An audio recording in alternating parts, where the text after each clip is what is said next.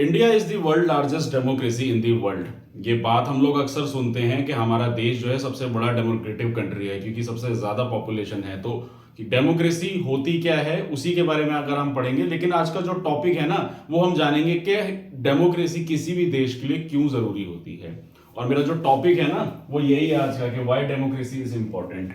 Hello friends, मेरा नाम है शशांक सिंह और आप देख रहे हैं मेरा यूट्यूब चैनल। तो जो आज का जो ये टॉपिक है कि व्हाई डेमोक्रेसी इज इंपॉर्टेंट, क्यों डेमोक्रेसी हमारे देश में इंपॉर्टेंट है। अभी लोकसभा इलेक्शन चल रहे हैं 2024 के, कुछ फेजेस के इलेक्शन हो गए हैं और एक या दो फेजेस के इलेक्शन अभी बाकी बचे हुए हैं। तो डेमोक्रेसी किसी भी देश के लिए क्यों जरूरी होती है। अभी इलेक्शन चल रहा है, आप लोग अक्सर ये बातें सुना करते हैं डेमोक्रेसी के बारे में। डेमोक्रेसी होती क्या है उसके बारे में तो आज इस वीडियो में बताऊंगा ही साथ ये भी बताऊंगा कि डेमोक्रेसी किसी भी देश के लिए, चाहे वो हमारा देश भारत हो या कोई अन्य देश हो, हर एक देश के लिए डेमोक्रेसी वहां के लोगों के लिए क्यों जरूरी होती है। लेकिन उससे पहले मैं यहां पे ये बात बताना चाहूंगा कि डेमोक्रेसी एक्चुअल में होती क्या है, what is the meaning of democracy. ठीक है ना। तो देखो, डेमोक्रेसी को अगर मैं थोड़ा सा ग्रीक में जाऊं, ग्रीक वर्ड्स में हम इसको बोलते थे डेमो प्लस क्रेसी। तो डेमो का मतलब हो गया यहाँ पे जनता का राज, यानी कि राजतंत्र, यानी कि इंसानों का राज है वहां पे। जैसे कि पहले क्या हुआ करता था कि राजा महाराजाओं का राज हुआ करता था, ठीक है ना। तो राजा महाराजाओं का राज हुआ करता था, फिर उसके बाद धीरे धीरे धीरे धीरे डेमोक्रेसी आती है। तो राजा लोग अपने हिसाब से चला करते थे, अपना राज किया करते थे और प्रजा उसकी सुना करती थी।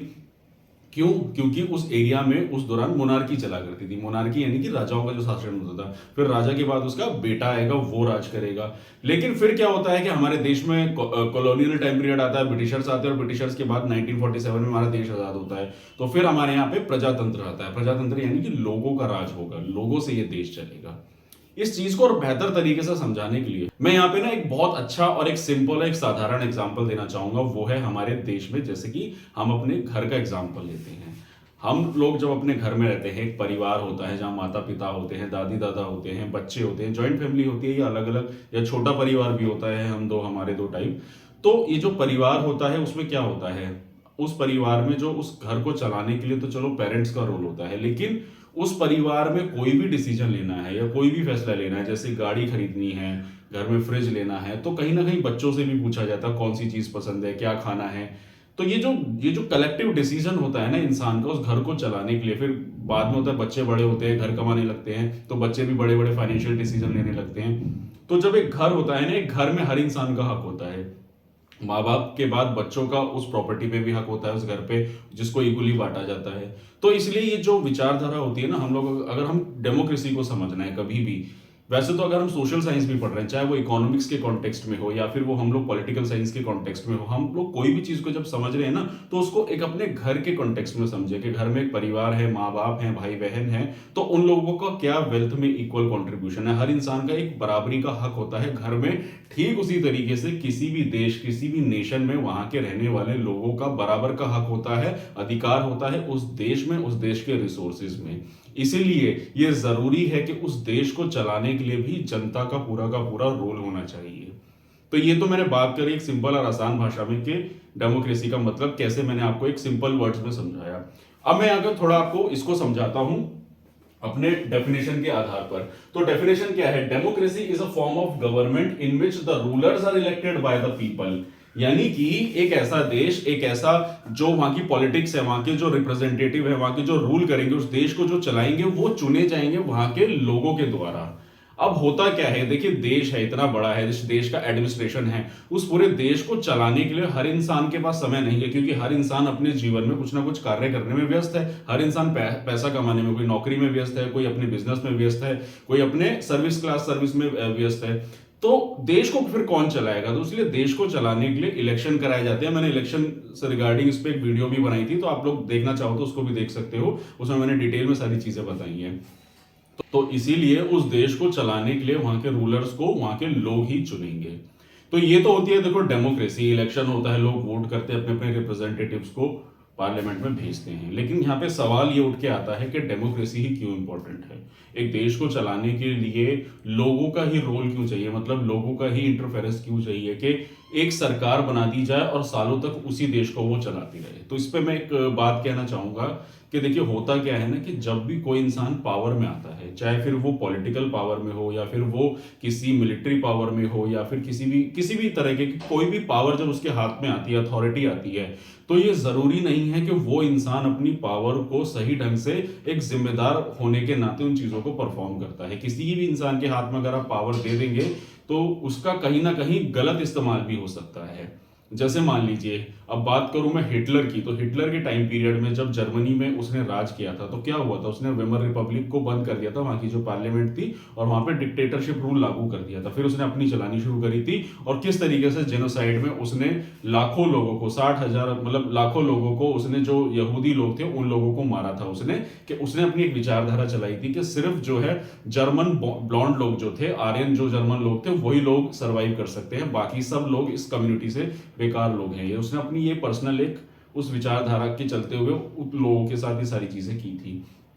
तो इसीलिए इस तरीके की पावर किसी के हाथ में आने के बाद कुछ लोगों के साथ, माइनॉरिटीज के साथ या फिर मेजोरिटी लोगों के साथ किसी भी तरीके का शोषण ना हो या फिर किसी भी तरीके का इनडिस्क्रिमिनेशन होना या इनइक्वालिटी होना ना होना ही, इसीलिए देश को चलाने के लिए लोगों की जरूरत होती है, किसी भी देश को। इसीलिए कहते हैं डेमोक्रेसी बहुत जरूरी होती है। अक्सर आप लोग कभी कभार सुनते हैं कि डेमोक्रेटिक कंट्री है तो लोगों को बोलने का अधिकार है, गाली देने का अधिकार है, कुछ भी कहने का अधिकार है। ये डेमोक्रेटिक कंट्रीज में ही होता है। कुछ कंट्रीज ऐसी होती है जहां पे आप लोग कुछ खुल के बोल नहीं सकते, फ्रीडम ऑफ एक्सप्रेशन नहीं होता, जिसके चलते हुए लोगों को काफी कुछ सर्वाइव करना होता है। अब हमारे देश में क्या होता है, लोगों को आजादी है, लोग कुछ भी बोल देते हैं, तो कभी कभार अक्सर लोग ये कहते हैं कि नहीं, डेमोक्रेसी इस देश के लिए अच्छी नहीं है, डिक्टेटरशिप होनी चाहिए ताकि लोगों को कंट्रोल में रखा जा सके। पर वो भी कहीं ना कहीं फिर गलत साबित होती है। इसलिए मैंने एक अपने इस बात के ऊपर एक वीडियो और बनाई थी कि एक्सट्रीम रेडिकल लेफ्ट होना या रेडिकल राइट होना किसी भी समाज, किसी भी सोसाइटी के लिए बहुत ही घातक साबित होता है। तो ये था जो मैंने आप लोगों को बताया डेमोक्रेसी के बारे में, कि डेमोक्रेसी किसी भी समाज या किसी भी देश के लिए क्यों जरूरी होती है। तो इसके कुछ फीचर्स के बारे में मैं बात करूंगा, ठीक है ना। 4 फीचर्स है, बेसिक फीचर्स है, उन्हीं को एक्सप्लेन करूंगा, और उसके साथ फिर मैं आपको कुछ कंट्रीज के एग्जांपल बताऊंगा कि अगर ये चीज ना हो तो डेमोक्रेसी खतरे में होने से फिर क्या दिक्कतें आती है, क्या समाज में, क्या सोसाइटी, उस देश में क्या प्रभाव पड़ेगा।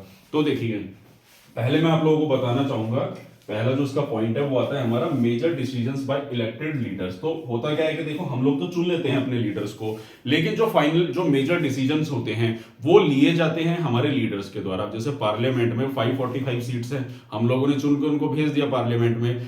अब उन लोगों को हमारे लिए बेहतर डिसीजन लेने हैं। अब यहाँ पे क्या होता है कि 545 सीटें हैं, तो भाई सीटें बटी हुई होती है, कुछ अपोजिशन पार्टीज की होती है, कुछ रूलिंग पार्टीज की होती हैं।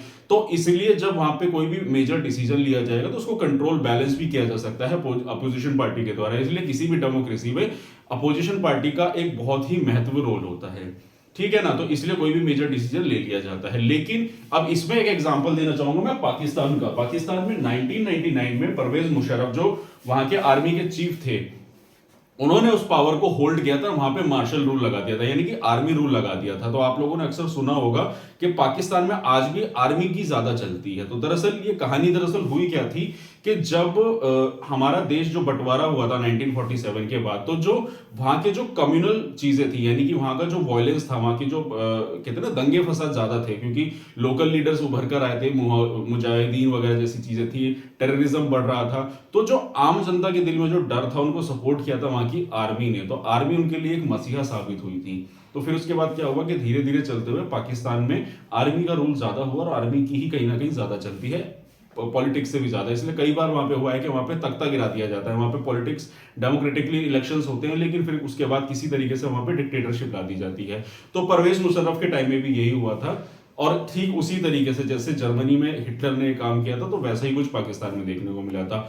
और आप लोगों को पाकिस्तान की आज की इकोनॉमिक हालत कैसी है, आप लोगों को ये बात बेहतर पता है, किस तरीके से लोग वहां पे दंगे फसाद कर रहे हैं। गिलगिट बलूचिस्तान में किस तरीके से लोग दंगे फसाद पे उतर आए हैं, आजादी के नारे लग रहे हैं, उन लोगों को इंडिया वापस जाने की वो डिमांड कर रहे हैं, पीओके जो एरिया यानी कि पाकिस्तान ऑक्युपाइड कश्मीर जो है। तो इस तरीके की कंडीशंस होती है अगर डेमोक्रेसी किसी भी देश में नहीं होती है, डिक्टेटर या फिर मोनार्की जैसी रूल आते हैं, ठीक है ना। उसके बाद मैं बात करूंगा, अगला पॉइंट है free and fair electoral competition. अब होता क्या है कि देखिए, इलेक्शन होते हैं डेमोक्रेसी में, जैसे मैंने आप लोगों को बताया कि भाई लोकसभा इलेक्शन अब चल रहे हैं, तो कांग्रेस पार्टी है जिसका गठबंधन इंडिया गठबंधन के नाम से है, बीजेपी पार्टी है जिसका गठबंधन एनडीए के नाम से है। तो तो होता क्या है कि अब देखो यहाँ पे पॉलिटिकल पार्टीज है, कंपटीशन हो रहा है, कुछ लोग एनडीए को वोट करेंगे, कुछ लोग इंडिया पार्टी को वोट करेंगे, गठबंधन को, ठीक। लेकिन अगर इसी फेयर एंड फेयर इलेक्शन में क्या होता है, तो क्या है कि भाई अब यहाँ दिख रहा है कि हाँ देखो डेमोक्रेसी है, हमें चुनना है, हमें जो पसंद है उस लीडर को चुनेंगे, अगर हमें कोई लीडर पसंद नहीं तो हम नोटा को भी वोट कर सकते हैं। लेकिन क्या होता है, जैसे यहाँ पे एग्जाम्पल देना चाहूंगा मैं चाइना और मैक्सिको कंट्रीज का। चाइना में कम्युनिस्ट की सरकार है, तो वहां पे क्या होता है कि कोई भी इलेक्शन होना है, दिखाने को वो डेमोक्रेटिक है, लेकिन वहां पे क्या होता है कि कम्युनिस्ट पार्टी की परमिशन के बिना वहां पे कुछ हो ही नहीं सकता। मैक्सिको की बात करूं तो मैक्सिको में क्या होता है कि वहां पे जो वहीं की लोकल गवर्नमेंट है उसी की सरकारें चलती चली आ रही हैं, वही लोग जीतते हैं। तो इन केसेस में क्या होता है, जैसे कि मीडिया पे कंट्रोल पा लेना, मीडिया सरकार रूलिंग पार्टी के खिलाफ कुछ नहीं बोल सकती है, ठीक है। एडवर्टीजमेंट में हमेशा सिर्फ रूलिंग पार्टी के बारे में सिर्फ अच्छा अच्छा दिखाना। तो जो इस तरीके के सिनेरियोज जब होते हैं तो ऐसे में क्या होता है, डेमोक्रेसी जो है फिर वो खतरे में आ जाती है, मतलब डेमोक्रेसी खत्म हो जाती है। और डेमोक्रेसी खतरे में आएगी तो उस देश की सरकार फिर ज्यादा समय नहीं चलेगी, फिर इकोनॉमिक कंडीशन, सोशल कंडीशन, ये सारी कंडीशन पे कहीं ना कहीं फिर जो कंट्री होती है उसमें हालात बहुत ज्यादा बिगड़ जाते हैं, ठीक है ना। तो इसलिए जरूरी है कि फ्री एंड फेयर इलेक्शन होना, यानी कि जो हमारे यहाँ इलेक्शन कमीशन है वो इलेक्शन टाइप कराता है, ठीक। उसके बाद आता है फिर अगला पॉइंट है हमारा 1 पर्सन 1 वोट 1 वैल्यू। हमारे देश में 1 पर्सन 1 वोट का कॉन्सेप्ट है कि जैसे 140 करोड़ की जनता है, लेकिन उसमें से जो एलिजिबल वोटर्स हैं वो अप्रोक्सीमेटली 90-80 करोड़ के आसपास है, ठीक है ना। टोटल जो है मतलब 100 करोड़ के आसपास होंगे, 40 करोड़ मतलब आप लगा लीजिए अंडर एज के हिसाब से होंगे। ये मैं अप्रोक्सीमेट आंकड़ा बता रहा हूं आप लोगों को। तो होता क्या है कि जैसे फ्रेंच रिवॉल्यूशन की बात करो तो फ्रेंच रिवॉल्यूशन में क्या था कि सालों तक एक ऐसा वर्ग था जिसको वोटिंग राइट ही नहीं मिले थे, मतलब वो वोट ही नहीं करने के लिए एलिजिबल हो सकते हैं। और उसके अलावा महिलाएं तो वोटिंग से ही आउट थी, मतलब महिलाओं को तो हक ही नहीं था कि एक सरकार चुनने के लिए, उनको वोटिंग राइट्स के अधिकार नहीं थे। तो ये हमारे समाज में भी कई सालों तक ये चीजें चली। इवन सऊदी अरेबिया की मैं बात करूं 2015 तक, 2015 सोच लीजिए 2024 चल रहा है, 2015 तक, अभी 8-9 साल पुरानी बात है, सऊदी अरेबिया में वोटिंग राइट्स नहीं थे महिलाओं को, यानी वहां के सिर्फ आदमी लोगों को ही वोटिंग राइट्स थे।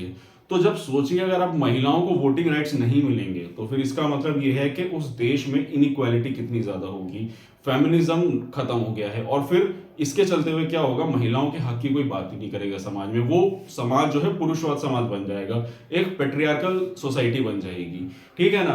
तो ये जरूरी है कि फ्री एंड फेयर इलेक्शन, ये डेमोक्रेसी का एक बहुत बड़ा पार्ट होता है कि डेमोक्रेसी में हर एक इंसान को, एलिजिबल वोटर्स को, जैसे 18 साल उम्र होती है, 18 साल के बाद आप वोट कर सकते हो, तो 18 साल की जो उम्र होती है इसके बाद आप वोट कर सकते हो। तो डेमोक्रेसी में जरूरी है कि एक 1 वोट हर एक इंसान का वैल्यूएबल होता है, ठीक है ना। उसके बाद आता है हमारा अगला point, rule of law and respect for rights. Rule of law and respect for rights का मतलब हुआ कि देखो लॉ जो है ना, कानून जो है वो सभी के लिए बराबर है। अब क्या होता है कि देखिए जैसे हमारे देश में क्या है कि हमारे देश में नहीं, कुछ कंट्रीज में कभी कभार क्या हो जाता है कि अगर डेमोक्रेसी ना हो, अगर संविधान ना हो किसी देश में, तो क्या होता है कि डिक्टेटरशिप चालू होगी। डिक्टेटरशिप होगी तो वहां के रूलर्स के खिलाफ कोई एक्शन नहीं लिया जाएगा।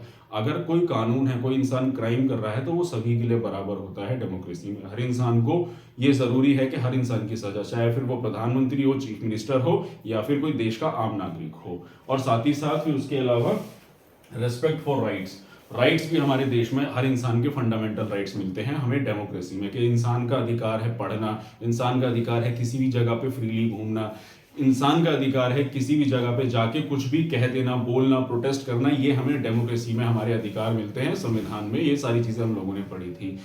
तो इसीलिए हम लोग हमेशा कहते हैं कि डेमोक्रेसी किसी भी देश के लिए, किसी भी समाज, किसी भी सोसाइटी के लिए बहुत जरूरी होती है। तो जैसे स्टार्टिंग में मैंने इस वीडियो के मैंने बताया था ना कि कोई भी घर होता है, कोई भी घर है, अगर उस घर में हर इंसान का एक रोल होता है, इंडिविजुअल रोल होता है उस घर की तरक्की के लिए, उस घर में आवाज उठाने के लिए। कभी कभार आप लोग अक्सर देखा होगा अपनी नॉर्मल लाइफ में, कुछ फैमिलीज ऐसी देखी होगी कि महिलाओं को उस घर में बोलने का अधिकार नहीं होता, या बच्चों को उस घर में बोलने का अधिकार नहीं होता, जो दरअसल पूरी तरीके से गलत होता है। अगर आप एक परिवार में रह रहे हैं तो चाहे वो फादर हो, चाहे उसका बच्चा हो, चाहे उसकी बीवी हो, चाहे उसका दादा हो, हर इंसान को बराबर का हक है उस घर में बोलने का। यही एक सबसे अच्छा एग्जाम्पल होता है डेमोक्रेसी का। बोलना और फिर उन चीज़ों पे इम्प्लीमेंट करना, हर इंसान का बराबर का हक होता है, तभी एक बेहतर समाज, एक बेहतर देश का निर्माण हो सकता है। तो इसीलिए मैंने अपनी इस वीडियो में आज बताया आप लोगों को कि डेमोक्रेसी क्यों ज़रूरी है किसी भी देश के लिए। तो अक्सर वीडियोज़ में आप लोगों ने देखा होगा कि किस तरीके से डेमोक्रेसी का कत्ल हो रहा है, डिक्टेटरशिप लाई जा रही है। तो देखिए, ये तो सब कहने वाली बातें हैं, ऐसा तो मुझे नहीं लगता कि सोसाइटी में इस तरीके की चीज़ें हो सकती हैं, लेकिन फिर भी लोगों को अवेयर करना, ये जानना ज़रूरी है कि डेमोक्रेसी हमारे देश के लिए कितनी बेहतर साबित हो सकती है और आने वाले समय में, और अभी क्यों इतनी अच्छी है डेमोक्रेसी हमारे देश के लिए। तो ये इसीलिए ज़रूरी होती है इन सारी चीज़ों को जो मैंने आप लोगों को आज इस वीडियो में बताया था। तो आई होप आपको मेरी बातें अच्छे से समझ में आई होगी। ये टॉपिक एक छोटा सा टॉपिक था डेमोक्रेसी के बारे में। तो आज के लिए इतना ही, मिलते हैं हम अगली वीडियो में। तो अगर आप लोगों को मेरा काम पसंद आ रहा है, अगर आप लोगों को मेरी वीडियो अच्छी लग रही है, तो मेरे चैनल को सब्सक्राइब कीजिए, मेरी वीडियो को लाइक कीजिए, कमेंट कीजिए और शेयर जरूर कीजिएगा मैक्सिमम लोगों तक इस वीडियो को। और साथ ही साथ एक बात और बताना चाहूंगा, अगर आप लोग कोई भी यूपीएससी की बुक या कोई भी एनसीईआरटी बुक परचेज करना चाहते हैं, मैं तो मेरे डिस्क्रिप्शन लिंक में जाइए, वहां पे लिंक अवेलेबल है, उस पर क्लिक करके लिए अपने लिए ऑनलाइन बुक ऑर्डर कर सकते हैं। तो आज के लिए इतना ही, मिलते हैं नेक्स्ट वीडियो में। Thank you very much.